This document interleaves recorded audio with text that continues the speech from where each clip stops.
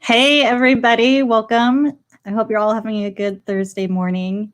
Today, it's just me. I'm missing my co host, Keith, but I'm really excited about the show. I have a good friend on, Jae Koh, who's a visual storyteller, and I'm just excited to introduce him to all of you. Next week, we'll get back on track with what the rates are doing and also how many views, etc. we've had. So we'll catch up with all of that next week. But for right now, let me introduce you to Jay.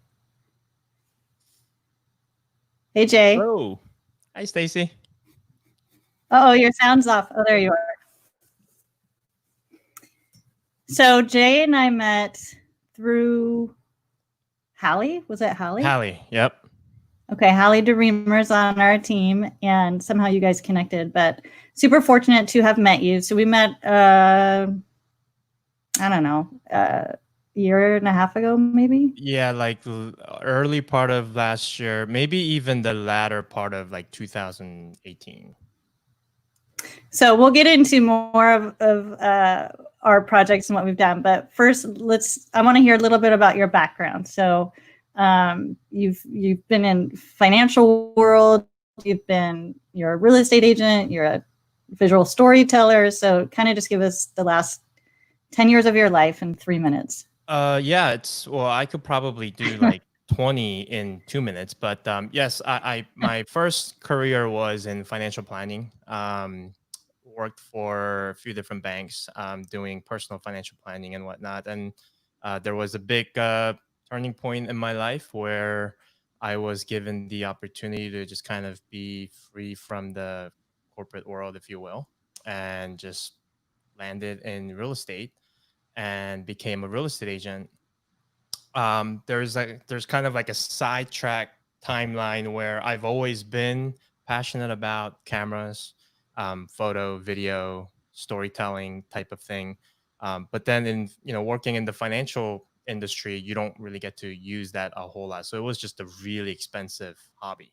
Um, and then when I got into real estate, I realized that there were opportunity where I could utilize that to actually enhance my business. And what originated from just doing things for my own personal business kind of turned into doing it for other agents, and I just got really lucky. Um, right time, right place type of thing. And now we're doing digital marketing, listing marketing type of services for a lot of different agents. We have a company with 10 team members, and we're probably gonna end up shooting something like 300 to 400 homes this year. We're helping a real estate agent brand themselves and really get the word out, and it's just super exciting. Yeah, and it's really incredible because when we met, you had, I think, one or two part-time employees, and now you have this whole full-time team. It I like thankful is literally the only word that I can come up with, because I don't know how I got here, but we're here. And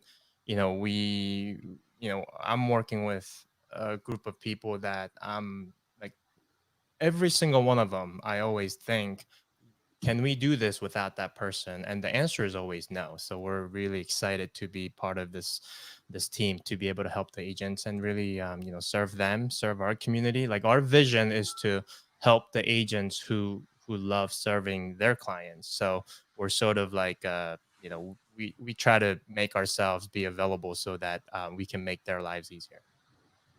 Yeah, and the way that you do showcase homes is so different and unique. So I encourage people to check out Jay's videos and see what he does and how he really does tell the story of the house. But you don't just do that. But how do you explain digital storytelling if someone were to ask you? I think it's just matter of everyone has a story to tell. There's no such thing as, I don't have a story. Everybody has a story. I think it just comes down to whether you want to keep that private or you want to let others know about it, and what the intent of that is. So there's not that much difference in storytelling versus digital storytelling. It's just that we live in a day and age where technologically we're so far advanced now. It doesn't require, heavy equipment. It doesn't require a whole lot of, different things to be able to put your story together. In the past, it was you needed to be in this profession, but now, you have the equipments that are affordable. I mean, we'll talk about this more, but this is literally the only thing you need. And you have a platform where if you wanted to tell your story, you can find people to tell it to. So that's mainly the only difference. That, storytelling in general versus digital storytelling, the only difference is now it's just easier than ever and more accessible. Yeah, so let's kind of talk about that. So when we first started working together, I was scared to death. This is not something I ever thought I would be doing, right? And Jay knows that all too well. We probably took 3 hours of shoots for 1 minute of me just saying my name, right? You kept saying, be louder. Super proud of you, by the way. Use more of your hands. Do Mm-hmm. this. And I hired Jay because my company they kind of challenged me to get out there, and I knew I would not do it. I would not do something like this unless I did it. I paid someone and I was forced to stand in front of a camera, and I knew someone would edit it, try to make sure the lighting looked good. This is so embarrassing, but I hired a person to come to my house, and she did my hair and she did my makeup. Do you remember that, Jay? It was was fun. Oh my gosh, so funny now looking back. Oh my gosh, there's this. Oh, those are our cartoons. Those are our cartoon characters. That's funny. We both did that. But so we did. So anyways, we started with that. And to your point, you don't need all of that, right? So how do you use just the camera? It's everyone. I mean, okay, maybe not everyone, but most people has a phone. I mean, unless you have one of those flip phone thingies. I mean, let's face it, most of us are gonna have a smart device that has a camera in the back. And reality is the quality of these cameras are at a level where you can, almost replace them with, certain, low level pro level cameras. So the if anyone's out there saying, well, I know I should be doing it, but I don't have the proper equipment, like, that's a lie. If you have a phone, you should be able to do it. And you don't need lighting because you have the sun or you have your house. You don't need a tripod because you have your arm, right? And you don't need a mic because it's already there. It just point and shoot. The goal is not how do I look. The goal is not how do I sound. The goal is what story am I telling that is going to make a difference in someone's life out there. If you have something that you can add value to any one individual out there, make it about an audience of one. A lot of people don't like to do getting in front of camera because at the end of the day, we're really self-conscious about how we look, and we're afraid of judgment. We're afraid of, oh, what is that person going to say about me? What is that person? Because the reality is, whether that person is looking at you in person or that person is looking at you through a camera, you're going to look the same. The only person that's going to sound different and look different is you. So if you can get over that and don't worry about what other people are going to think, if you truly believe that you have something to say and it's going to benefit other people, you should do it because it's free and it's easy. And when you get used to doing that, then you can look into, okay, how do I make myself, look better or sound better? But don't let that be an excuse of you not starting it, period. Yeah, it's so much harder than it sounds. It sounds. Yes, absolutely. Yeah. Absolutely. I like to say just get over yourself, because a lot of it is about you worrying about what others are going to say about what you're doing. If you believe deep down that what you're doing is really for the good of other people, just do it. Like, what difference does it make? Yep. Yep. And I think once people start doing it, they realize that it's not so scary out there. Not at all. Um, Not at all. yeah. It's like anything else. Once you get used to it, you'll get the hang of it. So for my group, recently for new hires, we send them Loan Depot headsets, we send them webcam, we send them a ring light, or as some people call it, a TikTok light. But you're saying really they just need their camera, their phone. You could right. I mean, obviously, I'm situated where I have some stuff set up because of I've been doing a lot of work at home and doing a lot of meetings over Zooms and things like that. If I had none of this equipment, I would still be able to do this segment, do this show with you because of the fact that I have a phone. So whether, all it takes is, a little bit of a Googling here and there. So for instance, you could turn your phone into a webcam. So you can't even say, well, I don't have a webcam. It's okay. You have your phone that can be used as a webcam. Is it And actually like an app or is it? it's an app, and let's see, what is this app called? It's called I don't even know how to pronounce this. It's called Epoch Cam HD, EPOC Cam HD. So all you literally have to do is when you turn that app on, it turns. I'm going to switch over to this camera here. Okay. So it's an app you install on your phone, and then I think you have to install something on your computer. And what it does is it basically streams everything that's on that your phone camera sees to your computer and makes it look like a webcam. So my wife is gonna yell at me because I'm showing my messy room, but so I have lights and I have cameras and things like that. But if I didn't have it, if I didn't have any of this, I would just simply go like this and we would still be able to, do the show. Right. Okay.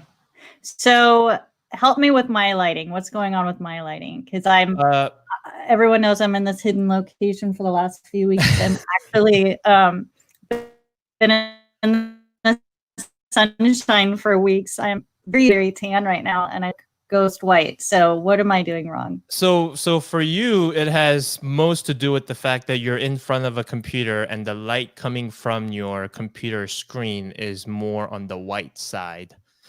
So if we wanted to actually fix that, we can either take you a little bit away from the computer, but then that's going to make it hard for you to be able to interact with all the setting stuff that's required for streaming. So what you can do is you can get a different set of light next to you that's going to overpower the white light that's coming out of the screen. So when I do this, can you tell a difference? Yes, you look much more natural skin tone than more like on the white side. Than the white side. Okay. Yeah, but I can't see us when I do that. So Right. I'm gonna have to figure it out. Okay, that's all super fun. So when we worked on our project together, we actually walked through Lincoln Town Center with your crew, your temporary crew at the time or part-time crew, and we talked about the third place. And you made me memorize what I was saying. I couldn't read from a script, and I was doing it with half of Bellevue watching me, which was frightening. Right. We should do that now because it's probably quite empty. But anyways, and then we got in trouble, I think, because we didn't get we definitely did permission to film there. But it was fun. Anyway, so the third place, right? We talked about it. Everyone has three places. You have your home, you have your work, and then you have the third place where you spend a lot of time. So what is your third place, Jay? So for me, I think I would have, in a typical other scenario, I would have probably said my office, but then now that my office is sort of like my home, like I'm gonna just kind of leave that as home and the office. For us, because predominantly what we do is we are taking photos of homes and videos of homes, I would say my third place is like any random homes around, King, Snohomish County area. When we're busy, we're going from, 3 to 4 to 5 different homes in a given day. Um, and they're so unique and different. Like what's really cool about Seattle is I'm from Philadelphia, where a lot of the homes kind of look the same. They're pretty cookie cutter ish, and there's a lot of row homes and things like that. Over here, unless it's one of those newer community built type of thing, you see a lot of different homes that have a lot of different characters. So not only am I loving my job because I get to work with the camera, but I get to see these different homes and sort of, how, people kind of, have a daydream or they have a wish list of what your dream home looks like. I feel like I've been to probably, 150 of, what I would consider my dream home. So, any home that's about to get listed, that's my third place because when we're there, we're very much um, we're very much like trying to be as part of that home as possible. So that those 3 or 4 hours that we're there, we're really kind of um, we're deep into it, trying to figure out ways like how do we communicate the story of this home to the potential buyers, especially now more than ever because it's not as easy to just walk out the door and go tour a house. Yeah. So how has what you do kind of changed in this environment? In that very initial week where everything was shut down, I was in total panic mode because oh my goodness, we're gonna go out of business. But then thankfully that lasted about a week, and real estate was able to, with strict guidelines, open back up. So it allowed us to kind of get back out there, and it became little bit more important in terms of what we do, especially with things like 3D tours and Matterport type of things, where it became more important for people to be able to see more of the details and the flow of the home without them physically being there. Now, granted, not many people are just gonna make an offer after watching a video of a house, although that has happened in the past. Our goal is to try to provide as much information so that potential buyers can make a informed decision on should we go take a look at that house, because again, it's not as easy as it used to be. There's no open houses, and I'm sure people are feeling a little bit of fear in terms of you don't just want to go to random stranger's house for no reason, not knowing what's kind of you so the COVID-19 has been somewhat of a blessing in disguise for us, because it allowed us to think more into, okay, how do we kind of get beyond the regular photo and video, and what other types of services can we offer to make this experience even better? Yeah. And it seems like our market is definitely picking up in the last 45 days or so. It's just kind of blown up. I mean, we are in a unique situation where we sort of have an idea of what's coming in the market, right? Because we have to shoot these homes before they get listed. So we have a good idea of what's coming down the pipeline. And then, obviously we see them go to market because we have to package everything together and put it out there. And next thing you know, so what we do is we keep track of all the listings that we shoot, because we want to keep track of its progress. And you're seeing homes that go on market, what's today, Thursday? There's few that went on market today that I'm pretty positive would be pending by end of the weekend or Monday or Tuesday. Right. As fast as whatever that review date is that they choose. Yeah. Absolutely. Yeah. And the price range, we've had a good client of ours listed a $3 million view property in Kirkland that went pending, I think, in less than 2 weeks. Wow. Because typically when you get to that price level, it takes a little bit more time. But we've had a couple of listings in Lake Sammamish, multi-million dollars go pending less than 3 weeks. So it is definitely it's sort of a weird, very active market out there. Yeah, for sure. Let's kind of switch gears just a little bit and just talk about how you kind of just operate as just a human being, I would say. We both come from a place of abundance, and it's a big thing for how I lead, to operate from abundance and not a place of fear. And, you know, when Hallie introduced me just to you, just as an idea, not even meeting you yet, she told me that you taught her how to do her own videos so that she didn't have to pay you to do it, It, which is just an unusual, you don't hear that often, right? I was like, who is this nice guy?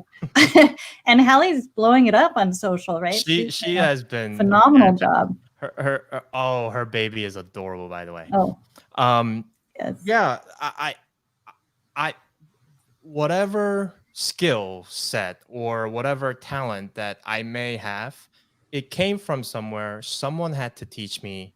Um, some I taught myself. At some point, I relied on someone else to gather this ability, if you will. My belief is that I have no problem teaching someone how to do everything as long as they have the time and they have the willingness to be able to do it. And I don't think it's something that I'm gonna, monetize, because I didn't pay anybody. I've had people along, my life that was gracious enough to take me in, and it's not just in the video, photo, storytelling. There's all aspects of my life and previous career. So um, our approach is, we'll teach you. If you have the time to do it, do it. It will be awesome, because that's how you're going to get your brand out there. That's how you're going to help even more people. The only thing is, if you don't have the time to do it, then we would be here to do it for you. And we're basically exchanging your time with our time. And that's where the compensation happens. But if you want to, if you are either passionate about this or you want to learn more because you want to do it yourself, we're an open book. I'm all for people sharing their stories and doing it, better and better. So that's sort of where it came from. And when I met Hallie, I said, "Here's how you do it," and she did it. So I have no reason to say, "Oh, hey, come hire us," because she's doing a fantastic job. Like, even with what you're doing, like when I saw this a few weeks back, and then I was really proud, because again, you were not this person when I first met you. And I'm just kind of patting myself in the back, going, I probably could do it. I don't know. Um but one thing I can say is, what's been happening in the world for the past 4 or 5 months, it's actually pushed us to get to this place where we're utilizing a lot of the tools that were already available, that we were eventually going to be taking advantage of, whether it's 3, 4, 5 years down the road. It just pushed us so that we have to adapt to it earlier than expected. And I'll tell you what, the professionals out there that are not doing this type of thing is going to quickly find themselves falling behind real quick. Yeah, it's interesting to me that even in this time that it did push me to do something like this, I'm surprised more people haven't. It's still a small percent of people jumping out there. Right. And so, if you're nervous to do it, then you need to hire Jay and his company like I did a year ago, and definitely start there, or always utilize a service like there, but just do something to start getting out there. Yeah, don't make it more difficult than it has to be. Just, if you have, you could be selling apples to computers to shoes. Like, it doesn't matter. It could be a product, it could be a service. If you have something that's going to benefit the community, the benefit other people, and you wanna bring that to their attention. You want to find a way that you can do that in the most efficient way as possible, because it's going to be hard for you to go knock on doors and go one by one. So when you have the technological advancement right now that allows you to be able to reach a lot more people a lot quicker, you should definitely take advantage of it. And again, the key part is don't, if you know in your heart that what you're saying is that the story you're getting out in public is really for the good of other people, then don't worry about what other. There's always going to be critics. There's always going to be people that say, "Oh, hey, That's you how you look know you made horrible." Like, it. yeah. Well, the thing is, if you have that one person or so-called friend that goes, "Oh, yeah, dude, like, why are you doing that? Like, I don't." You know what? You don't need to be friends with them if they can't respect the fact that you're trying to do this, and you know if they're not encouraging you, I don't know. Just drop them, unfriend them. I don't know. Just drop them. Oh, there's room for everyone for sure Absolutely. in this. Yeah. Well, Absolutely. we're coming up on our 30 minutes, but I just really appreciate you coming on the show, Jay. And, right before all the world kind of shut down, you were going to come talk to the whole team. And Yes. we're 70 plus people now, if you can believe it. Wow. We're hired 6 people just this month. So That is incredible. yeah, the growth of Loan Depot has been really incredible since really we met. So you can take the credit for that too. Well, I can tell you personally, just I mean, I've had working with you, and I've met a lot of your team members and whatnot. It truly has been one of those experiences where I can say,